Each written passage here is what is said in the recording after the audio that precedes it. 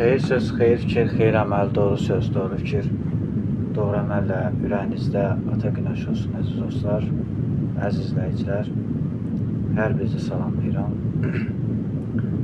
və çox önəmli hadisələr baş verir və bu barədə Milli Fədaliyyət Hərəkatı çox önəmli bir məsələlərə aydınlıq gətirmək istəyir. Bildiyiniz kimi Azərbaycan Xalq Cümhuriyyəti, Azərbaycan Demokratik Respublikası 1920-ci ildə 28 apreldə işğal olunub və Azərbaycan Demokratik Respublikasının demokratik prinsipləri 70 il ərzində Azərbaycanın əllərindən alınıb və 1993-cü ildə 4 iyunda baş verən hərbi qiyamla Azərbaycanın demək olar ki, bütün dövlət orqanlarımız terrora məruz qalıb və Azərbaycan Respublikasının 2-ci prezidenti Əfəz Elçibəyin dövründə Prezident Qvardiyasının zabiti və o cümlədən Dövlət Təhlükəsizlik Xidmətinin 8 zabiti qiyamı yatırdarkən şəhid olmuşlar.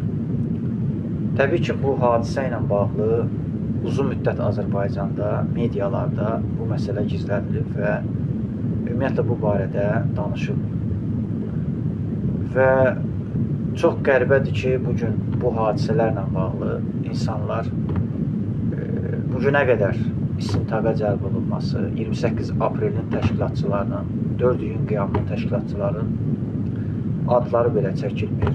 Kimlər bu cinayəti törədib və bu cinayətin arxasında bugünkü Rusiyanın rəhbərliyi dayandığını və Rusiyanın xüsusi xidmət orqanlarının bu işdə əli olduğunu çox təəssüflər olsun ki, Azərbaycan mətbuatında açıqlanmadı.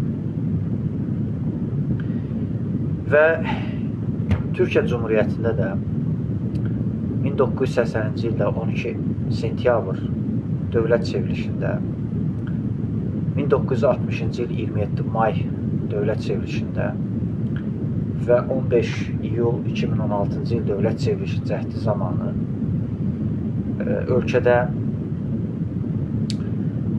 legitim hakimiyyətə qarşı hərbi qiyam cəhdlər edilib və bu cəhdlər zamanı NATO-nun xüsusi Gladio yapılanması, Gladio təşkilatlanması bu prosesdə iştirak etmişdir. Biz bugün nəyin şahid oluruq? Bizim gəldiyimiz qənaət odur ki, bütün dövlət orqanlarımız təhdid altında və təzyiqlər altındadır. Məsələ burasındadır ki, Azərbaycanda bizim iştirak etdiyimiz bir çox məhkəmə proseslərində də dövlətin aparıcı məhkəmə hakimiyyəti böyük bir mənada Rusiyanın xüsusi xidmət orqanlarının təzyiqlərinə və müdaxiləsinə, hüquqi müdaxiləsinə məruz qalıb. Məsələ nədən ibarətdir, dostlar? Azərbaycan Respublikasının prezidenti cənab İlham Əliyevin milli təhlükəsizlik konsepsiyasında, doktrinasında uzun illər Azərbaycanda, Avropa Şurasında, Parlament Asambleyasında həm millət vəkili kimi, həm də prezident kimi təmsilçilik hüququ Azərbaycanın əlindən alınır. Və bu məsələlərlə bağlı Azərbaycanda demokratiyanın, söz azadlığının, seçki hüququnun, vətəndaşlarımıza məxsus olan hüquqların Rusiya xüsusi xidmət orqanları tərəfindən Azərbaycanda konkret bu Azərbaycanın qanunvericilik orqanına, dövlət orqanlarına bir çox Rusiyanın xüsusi xidmət orqanlarının cəsus şəbəkəsi sıza bilib. Çox acı bir reallıqdır ki, 4 iyun Azərbaycanda buna görə üstü açılmıyor. Və biz hesab edirik ki, bu məsələlərin media vasitəsilə doğru dürüst, obyektiv açıqlanması zamanıdır. Məsələ burasındadır ki, Rusiyanın xüsusi xidmət orqanları istər Azərbaycanda siyasi partiyaların, qeyri-hökumət təşkilatların, kütləvi informasiya vasitələrinin, xüsusilə ölkə prezidentimizin yürütdüyü Avropa inteqrasiya siyasətinə böyük bir zərbə vurmaq üçün bu cür Rusiyanın xüsusi xidmət orqanlarının repressiv siyasəti Rusiya prezidentinin Vladimir Putinin təbii ki, bu cinayətlərdə əli olduğunu hamımız çox yaxşı bilirik. Və onun cinayətkar şəbəkəsi Azərbaycanda at oynadır. Biz nə edə bilərik, dostlar? Dövlətimizin, prezidentimizin yanında olmalıyıq. Və təbii ki, biz prezidentimizin ətrafında sıx birləşməliyik. Bu bizim ən böyük borcumuzdur. Lakin bugün Türkiyədə də eyni vəziyyətin şahid oluruq. Türkiyədə isə vəziyyət nə yerdədir? Bilirsiniz ki, uzun illər NATO'nun Türkiyə üzərində böyük bir mənada təzyiq aparatı kimi böyük bir öhdəlik ortaya qoyulub ki, kommunizmə qarşı, Rus kommunizminə qarşı mübarizə olmalıdır. Və Rus kommunizmi adı altında aparılan mübarizədə uzun illər Türkiyədə Cumhuriyyət Xalq Partiyasına, Türkiyə Cumhuriyyətini quran partiyaya qarşı böyük bir mənada oyun qurulur. Baxın, bugün Azərbaycanda Müsavat Partiyasını təmsil edən, Azərbaycan Xalq Cumhuriyyətini qurmuş Müsavat Partiyasının üzvləri Azərbaycanın dövlət müstəqilliyinin bərpa olunmasında, Azərbaycanın ərazi bütövlüyünün bərpa olunmasında, Azərbaycanın ilk dəfə prezident seçilmiş Əbülfəz Elçibəyin əsasını qoyduğu xalq cəbhəsi böyük bir mənada Rusiyanın xüsusi xidmət orqanları tərəfindən təzyiqlərə və repressiyalara məruz qalırlar. Biz nə edə bilərik? Xalqımıza nəyi çatdıra bilərik? Əlbəttə ki, bizim çatdıracağımız bir məsələ var. Rusiyaya qarşı mübarizə aparmaq, Rusiyanın cəsus şəbəkələrinin ifşa eləmək, onların törədəcəyi cinayətləri, təxribatların qarşısını almaqdır.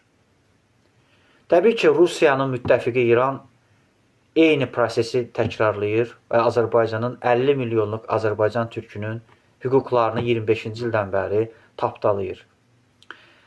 Biz nə edə bilərik, dostlar? Və təbii ki, bizim üçün çox vacib bir məsələ aldığımız məlumata görə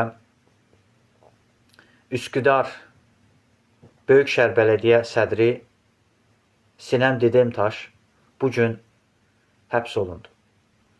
Və onun digər tanıdığımız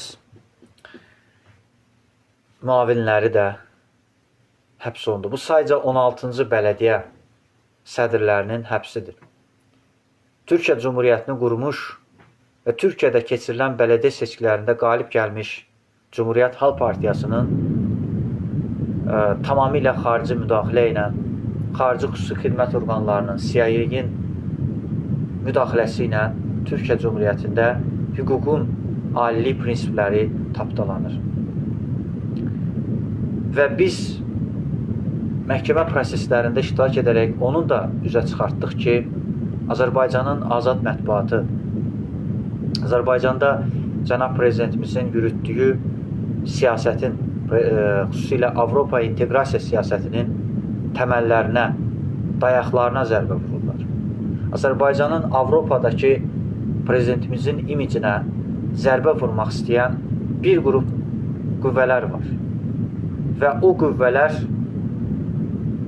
Rusiya xüsusi xidmət orqanları hər vəclə bizi təxribata çəkməyə və öz içimizdə olan xainlərin adını çəkməyə təşviq edirlər. Biz isə buna yol verə bilmərik. Çünki Rusiya xüsusi xidmət orqanları marağındadır ki, biz həbs olunaq, biz susaq, biz susturulaq və bununla da Azərbaycanda dövlətçiliyə xidmət edən, dövlətçiliyə cənab prezidentə dəstək verən insanlar repressiyalara məruz qalsın. Əslində isə biz düşünürük ki, Rusiyanın çirkin, məkirli niyyətlərinə biz imkan verməyəcəyik. Qətiyyətlə biz bunun qarşısını alacaq. Təbii ki, bizim Rusiyanın xüsusi xidmət orqanları hətta bizim internetimizi belə kəsməyə çalışdılar. Bilə-bilə ki, biz Toplum TV-nin məhkəməsində iştirak elədik və prosesin necə cərəyan eləməsi və necə baş verməsi ilə bağlı və özümüzün dəftərimizdə qeydləri apardıq. Və sübut elədik ki, Rusiya Azərbaycanın bütün hüquq sistemini, azad mətbuatı boğmağa, Azərbaycanda Məhəmməd Əmin Rəsulzadənin və ulu öndərimiz Heydər Əliyevin prinsiplərini və onun dayaqlarını sarsıtmaq, Azərbaycanda konstitusiyaya və qanunun ali prinsiplərinə zərbə vurmaq niyyətlərini güdürlər. Onlar maraqlıdırlar ki, biz repressiyaya məruz qalaq və bizim dövlətimizin sütunlarının sarsıdılmasına, dövlətimizin sütunlarının sarsılmasına imkan yaradan ifadələrin təbii ki, mən şəxsən yol verilməz hesab edirəm. Lakin biz bu təxribatçı planların da qarşısını alacaq. Və bilin, agah olun ki, sosial şəbəkələrimizi bağlamaqla, bizim telefonlarımızı oğramaqla ona nail olmaq istəyirdilər ki, Rusiya bizim səsimizi boğsun, bizim təşkilatımızın gücünü, qüdrətini və onun yayılma potensialının qarşısını alsın. Amma bunun qarşısını ala bilmədilər. Bizi həbs eləməyə gücləri çatmadı. Təbii ki, bizim dövlətimizə, dövlətimizin asayişin keşiyində dayanan polislərimizi müdafiə etdiyimizə görə, dövlətimizin qanunlarını pozmadığımıza görə bizi məhv eləyə bilmədilər. Çünki bizim arxamızda dövlətimizin olduğunu açıqca şahidi oldular. Biz bunun müqabilində nəyi deyə bilərik?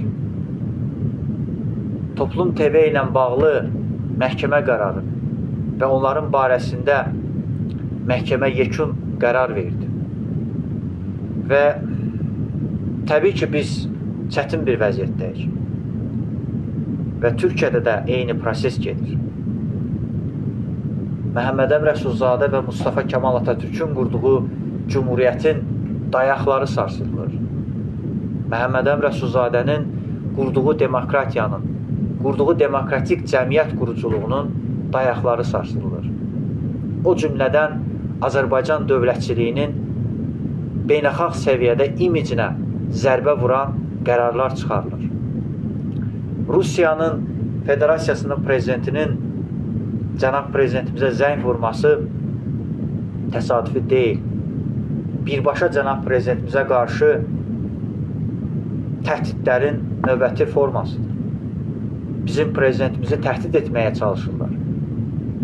Və prezidentimiz 44 günlük müharibədə sübut etdi ki, Rusiyadan nəinki qorxur, hətta Qarabağımızı işğalçılardan azad eləmək qüdrətində olduğunu 44 günlük müharibədə Ali Başkomandanımız kimi və antiterror əməliyyatında sübut elədi. Və Vladimir Putinin bütün ordusu ilə qalib gəldi. Və Vladimir Putin çıxılmaz vəziyyətdə qalıb. Xalqımızın cənab prezidentimizin ətrafında sıx birləşərək torpaqlarımızın 20%-ni azad eləməsi onu bərk qəzəbləndirdi. Bunun müqabilində özünün cəsus şəbəkəsi ilə Azərbaycan Respublikasının prezidentinin Avropa inteqrasiya siyasətinə zərbələr vurmağa cəhdlər elədi. Və Azərbaycanın mülki təyyarəsinə qarşı terror hücumunu gerçəkləşdirdi. Əgər xatırlayırsınızsa, Azərbaycan Dövlət Televiziyasının 1990-cı il 20 yanvarında da enerji blokunu partlatmışdılar ki, Azərbaycan xalqı həqiqətləri eşidə bilməsin. O zaman Heydər Əliyev, ümumi liderimiz, Rusiyanın Rusiyadakı səfirliyin gedərək, mətbuat konferansı keçirərək dünyaya həqiqətləri insanların diqqətinə çatdırır. Bizim aldığımız digər məlumata görə Rusiya bayrağını qaldıran sapı özümüzdən olan baltalar, antimilli ünsürlər bugün Nizami Rayon Məhkəməsinin tərəfindən barələrində həbs qəti imtahan tədbiri seçilib. Mən həmin şəxslərin adlarını sizə bildirmək istəyərdim. Bu vətən xainləri kimlərdir? Və onların adlarını mən insanların diqqətinə çatdıracağam.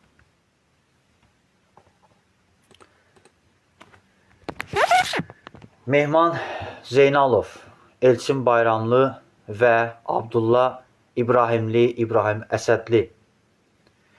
Biz bunları vətən xaini, xalq düşməni hesab edirik. Bayrağımıza hörmətsizlik eləyən, düşmən bayrağının 70 illik Azərbaycanın müstəmləkəyə çevirmiş, Azərbaycanın dövlət müstəqilliyinə son qoymuş, düşmən bir ölkənin bayrağını qaldırmaq ləyaqətsizlik, şərəfsizlikdir. Azərbaycanın müstəqilliyi uğrunda, ərazi bütövlüyü uğrunda canlarını fəda edən insanlara ən böyük hörmətsizlikdir. Bir daha insanların diqqətinə çatdırmaq istəyirəm ki, biz son damla canımıza qədər, qanımıza qədər dövlətimizin, prezidentimizin ətrafında hər zaman qalacaq və hər zaman keşiyində dayanacaq. Heç bir qüvvə, heç bir xarici qüvvə bizi bu yoldan döndərə bilməz. Biz mümkün olan həqiqətləri insanların diqqətinə çatdırırıq ki, dövlətimizi, vətənimizi qoruyun, qorxmayın. Dövlətimizi müdafiə eləməkdən qorxmayın, xalqımızı sevməkdən qorxmayın. Və bir daha qeyd etmək istəyirəm ki, bizi bu yoldan yalnız ölüm ayıra bilər.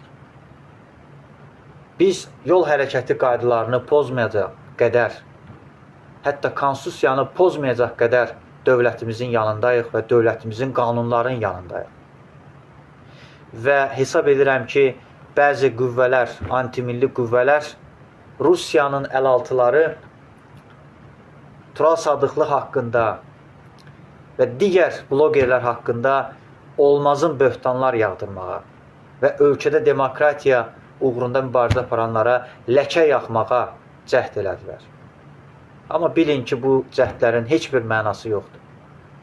Onlar azad demokratik ölkədə sərbəst yaşaya bilirlərsə, bu məhz prezidentimizin xarici ölkələrdə fəaliyyət göstərən səfirliklərə verdiyi göstərişin göstəricisidir. Əgər onların can güvənliyi, təhlükəsizliyi bu gün qorunursa, bu əlbəttə prezidentimizin dünya miqyasında gördüyü işlərin, gördüyü diplomatik və diaspora işinin ən yüksək nöqtəsidir. Ona görə də bizim ölkəmizi gözdən salmaq istəyən bəzi qüvvələr, Rusiyanın xüsusi xidmət orqanlarının əlaltılığını eləyən insanların hər birinin çox yaxşı tanıyırım. Bugün ölkədə Rus məktəblərini müdafiə eləyən, ölkədə dilimizi əlimizdən almaq istəyən, kütləvi şəkildə küçələrdə, avtobuslarda Rus dilində danışmaq istəyində bulunan antimilli ünsürlərin hər birinin başını əzəcəyik. Onların cəzalandırılması üçün Dövlət Təhlükəsizlik Xidmətinə və Daxili İşlər Nazirliyinə şikayət edəcəyik. Bunu narahat olmasınlar. Və unutmayın ki, biz dövlətimizi sevirik, dövlətimizin keşiyindəyik və dövlətimizi canımızla, qanımızla vətəndaş olaraq yanındayıq. Ona görə bizi bu yoldan heç kim döndərə bilməz. Bizi heç kim, nə qədər ki dövlət müstəqilliyimiz əbədidir, dönməzdir, heç kim bizi həbs eləyə bilməz. Həbs eləməyə imkan vermərik. Nə qədər ki biz qanunları pozmadığımız təqdirdə, konstitusiyanın pozmadığımız təqdirdə, konstitusiyanın 21-ci maddəsini pozmadığımız təqdirdə bu mümkün olası şey deyil. Və bəzi qüvvələr, antimilli qüvvələr elə zənn edirlər ki, 37-ci illər kimi Azərbaycanda qorxu hissini yaradacaq, qorxu mühitini yaradacaq. Amma bu mümkün olası bir şey deyil.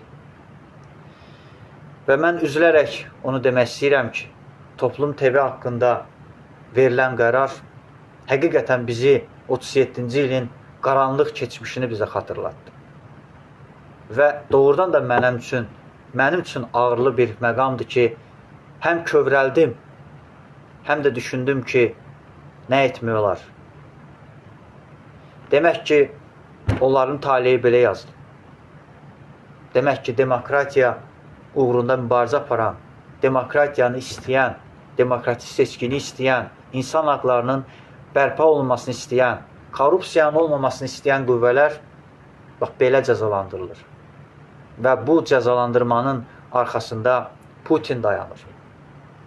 Putinin ətrafında olan korrupsioner qüvvələr dayanır.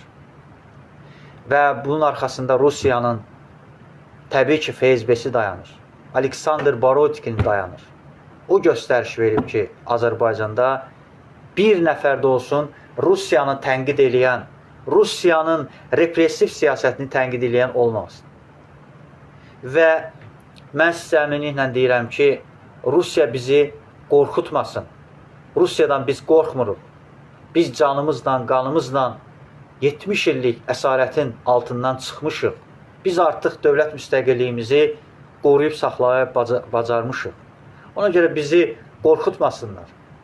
Kimsə bizim söz azadlığımızdan çəkinirsə, bu ölkəni tərk eləsin.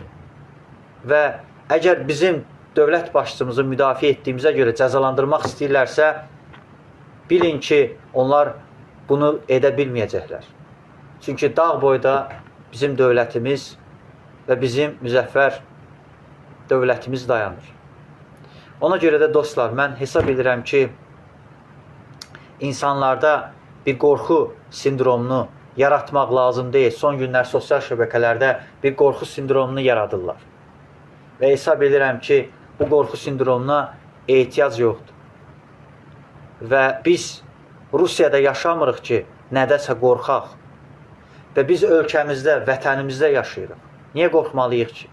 Bu vətən bizimdir, bu dövlət bizimdir, bu dövləti quran da bizik. Və mən hesab edirəm ki, qorxu hissini öldürmək lazımdır. Dövlətimizi sevməkdən çəkinməməliyik. Və unutmayın ki, dövlətini qoruyan, dövlətinin qanunlarına əməl edən insanlar həbs oluna bilməz. Mümkün olası bir şey deyil. Real görünmür. Ona görə də mən hesab edirəm ki, konstitusiyaya əməl etmək, dövlətin keşində dayanmaq və ən əsası demokratiyanın və söz azadlığının yanında olmaq şərtdir. Belə dostlar, mən hesab edirəm ki, əlavə şərhə ehtiyac yoxdur. Mövcud durum budur və Rusiya və Amerika ölkəmizi işğal edə bilməz, biz buna imkan verməyəcəyik. Bizim deyəcəyimiz bu qədər və mən hesab edirəm ki, xalqımız da, dövlətimiz də bilsin ki, biz bu canımızla, qanımızla bu dövlət yaşayırsa, bu dövlət möhkəmlənirsə və biz yer gəlmişkən onu da gördük ki, cənab prezidentimiz bir çox türk dövlətlərin səfirlərini də dəyişdirib. Buna səbəb təbii ki, onlar müəyyən məsələlərdə prezidentimizin etimadını və dövlətimizin etimadını doğrultmadığı üçün onlar tutduğu vəzifələrdən azad ediliblər. Və mən bu barədə sizə açıqlama vermək istəyirəm. Kimlərdir?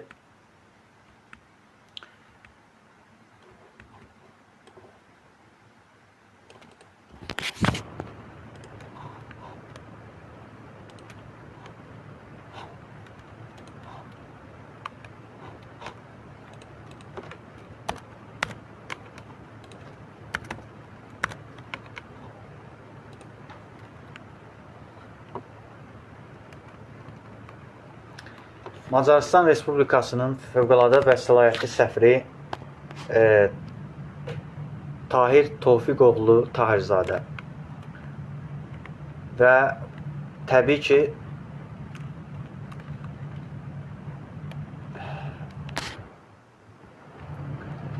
Avstriya Respublikasının fövqəladə səlahiyyətli səfiri Kamil Taciroğlu Xasiyev.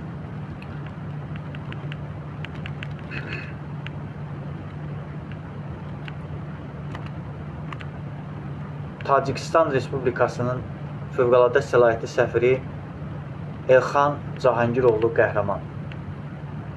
Təbii ki, o vəzifəyə təyin olunub.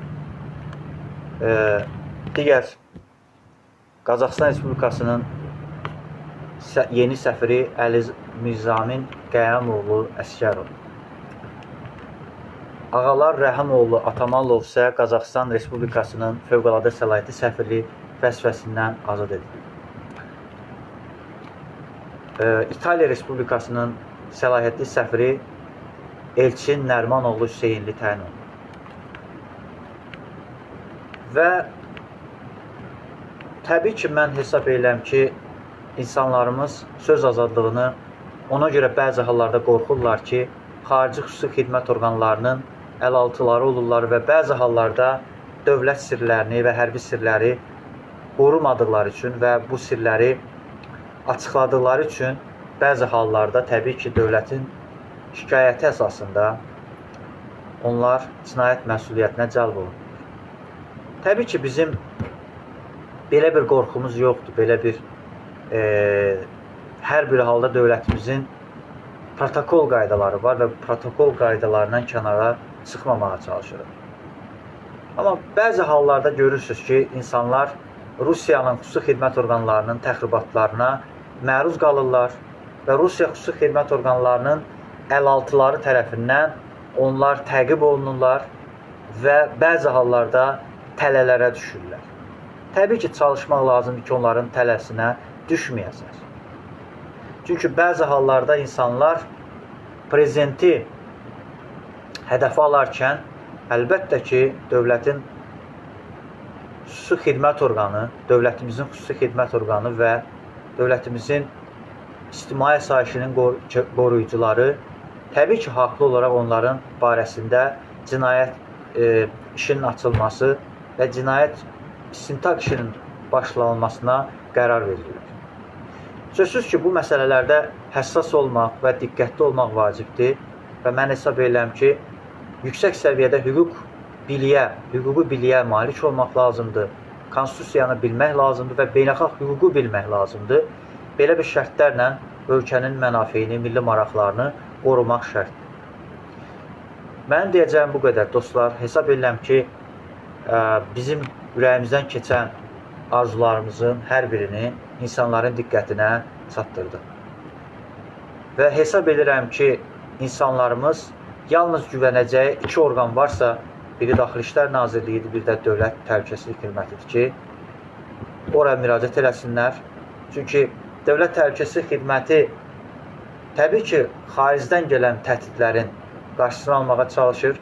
Daxili İşlər Naziri isə ölkə içində xarici kəşfiyyatın təxribatçı, pozucu əməllərinin qarşısının alınmasına yönəlik, yəni bir növ Amerikada Birləşmiş Ştatlarında olduğu kimi FBI, bir növ Daxili İşlər Nazirliyi funksiyasını yerinə yetirir. Təbii ki,